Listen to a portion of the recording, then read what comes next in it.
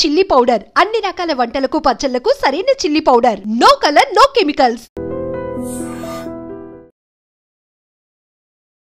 Welcome to iDream brand new show Think Again.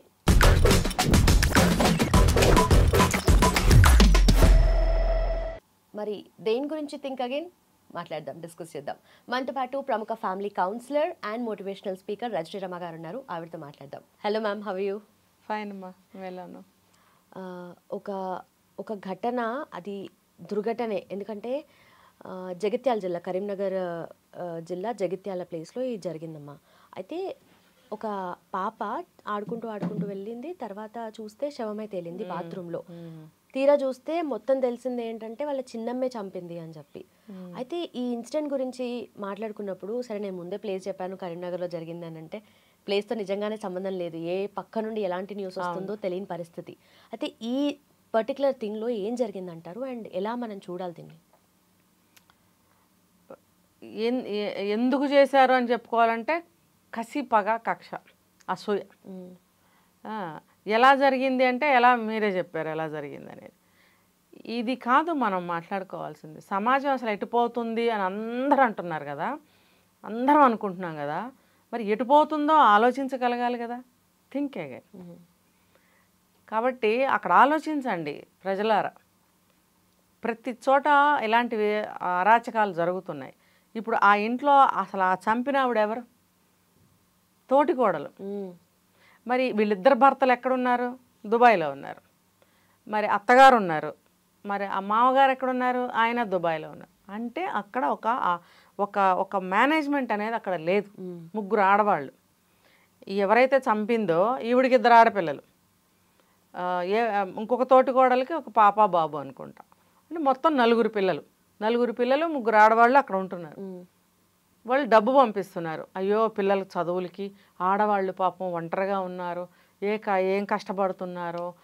మరి బంధువులు అనేవాళ్ళు ఎందుకు సాయం చేస్తారు, మనమే జాగ్రత్తగా అన్నీ చూసుకోవాలని కష్టపడి, ఆ ముసలాయన కూడా ఈ వయసులో కష్టపడి కొడుకులు సంపాదిస్తే కూర్చుని ఇద్దరు మిగతాయి చూసుకోవాలి. అలాంటిది ఆయన కూడా వెళ్ళి, ఎందుకు పిల్లలు ఉన్నారు, డబ్బు ఎక్కువ కావాలి, అదంతా సంపాదించి పిల్లల భవిష్యత్తుకి చదువులకి కావాలి, పెళ్ళిళ్ళు, ఆడపిల్లలు ముగ్గురు ఉన్నారు, డబ్బులు సంపాదించాలన్న ఇదితో పాపం ఆయన ఈ వయసులో కూడా ఎందుకు వెళ్ళాల్సి వచ్చింది? వెళ్ళాడు. ముగ్గురు మగవాళ్ళు బయటకు వెళ్ళిపోయినప్పుడు ఇక్కడ ఎవరి మీద కంట్రోల్ అనేది లేదు. సెల్ఫ్ కంట్రోల్ అనేది ఒకటి ఉంటే ఎవరి కంట్రోల్ అవసరం లేదు. కానీ వీళ్ళకి సెల్ఫ్ కంట్రోల్ అంటే ఏంటో తెలియని స్థాయిలో వాళ్ళు ఉన్నారు.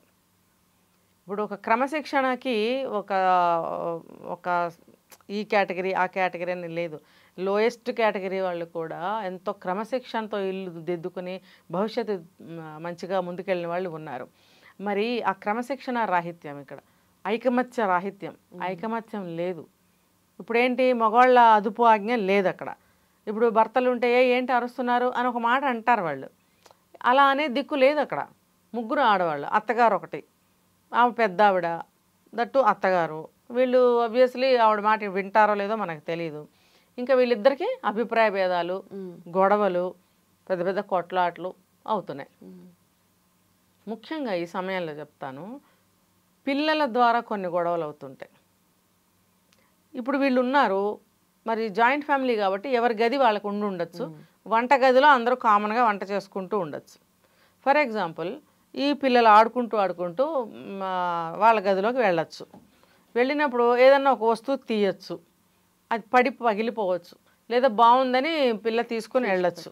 అదిగో మీ అమ్మాయి దొంగతనం చేసింది, అదిగో మీ అమ్మాయి నాకు ఎంతో ఇష్టమైన వస్తువు కింద పడేసి పగలగొట్టేసింది, నీ పిల్లని అదుపులో పెట్టుకోలేవా, నీకు బుద్ధి లేదా, నీకు అది లేదా, ఇది లేదా అని గొడవ ఆడతారనమాట.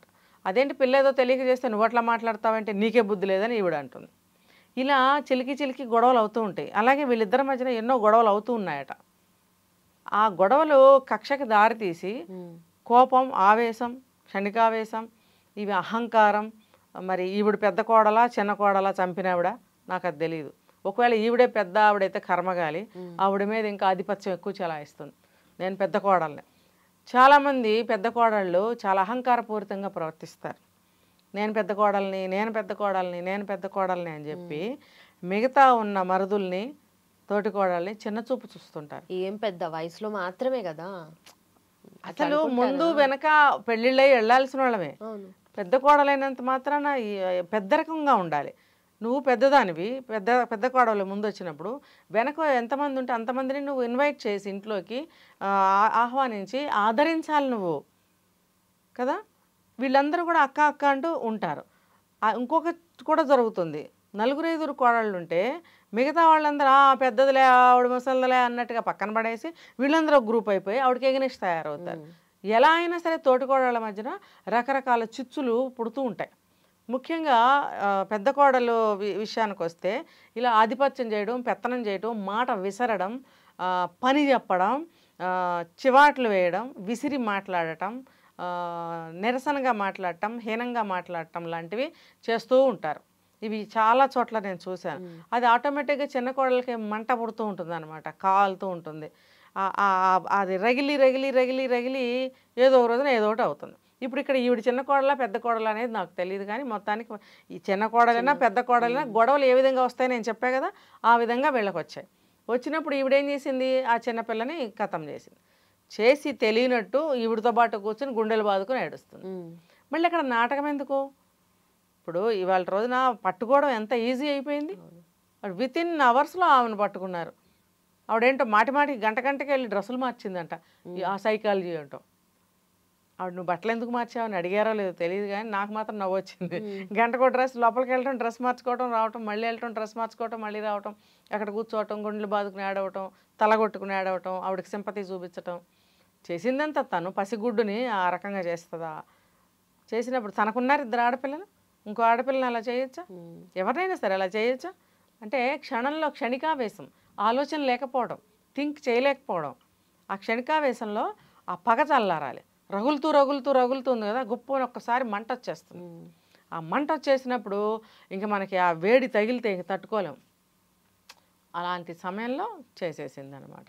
ఇప్పుడు ఏమవుతుంది అందరికీ తెలిసిందే, జైల్లో కూర్చుంటుంది వెళ్ళి. ఆమె జైల్లో కూర్చుంటే పోయిన పాప తిరిగి వస్తుందా? తిరిగి రాదు కదా. ఎవరైనా ఏమనుకుంటారు, ఏం పని చేస్తే మనం అదే పని చేద్దామని ప్రతీకారం వచ్చేస్తుంది. కానీ అది కరెక్ట్ కాదు కదా. మీ కోపాలు ఉంటే మీరు చూసుకోవాలి. పిల్లలు ఏం చేశారు? పసిపిల్లలు ఏం చేశారు? నీకు లేరు 2 పిల్లలు? నీ పిల్లకే అలా అయితే నీకు ఎలా ఉంటుంది? నీకు అంతంత కోపాలా, అంతంత పగల? మీ మొగుళ్ళేమో ఇక్కడ లేరా?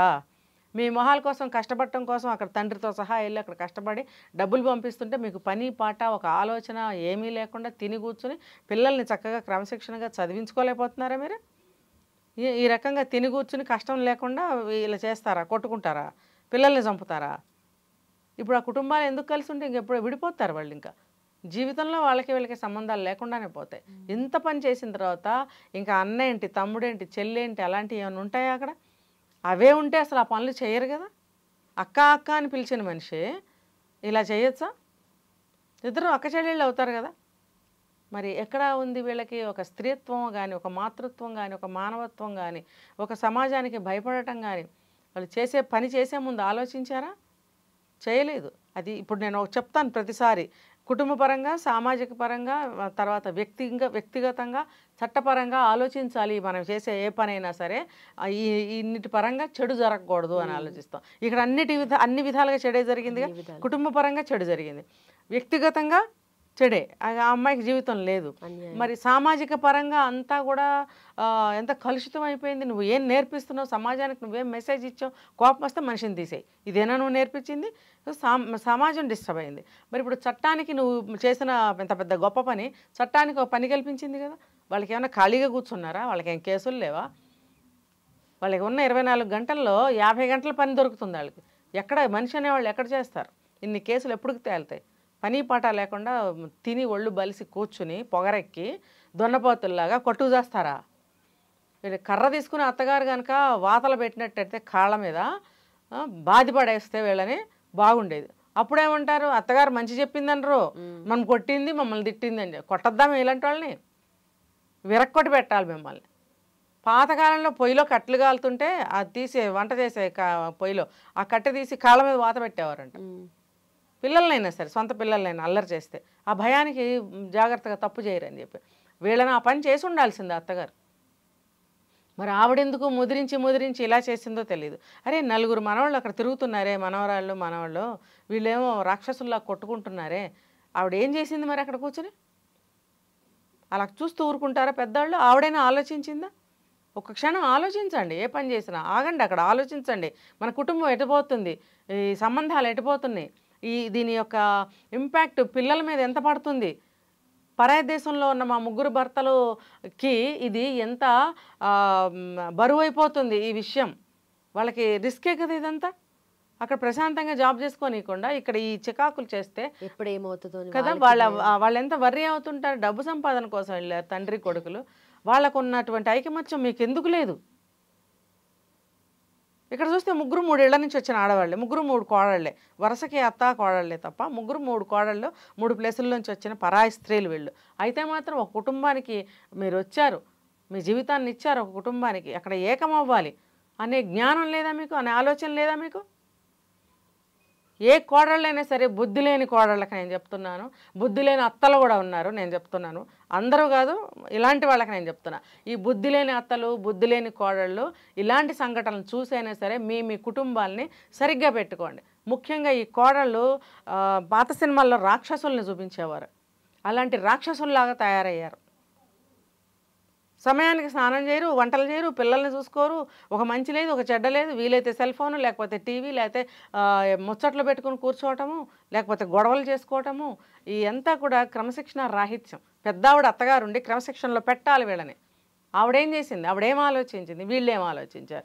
కాబట్టి ఏ పని చేసినా think again and think it once అని నేను చెప్తున్నాను. Thank you so much.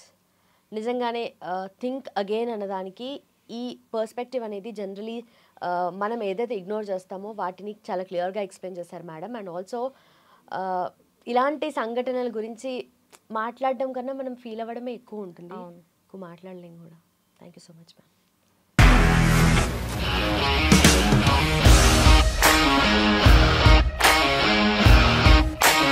ఇండస్ట్రీలో కమిట్మెంట్ ఇష్యూస్ వస్తే నీకు కూడా వచ్చినట్టు? మార్నింగ్ తీసుకెళ్ళానంటే కొట్టి పడేసాడు.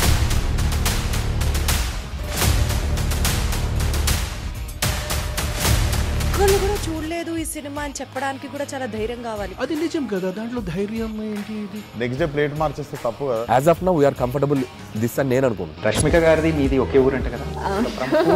నీకు కోపం వచ్చిందంటే బాగా తిట్టేత్తరా? తిట్టేద్దామండి. నిజంగా గేమ్ ని ఎలా చేంజ్ చేయగలిగారు? ఏపీఎస్ఎఫ్సి వాళ్ళకి 6 నెలల్లో నేను 6 లక్షలు కట్టా. బిజినెస్ చేయాలనుకుంటే it is as difficult as riding a tiger.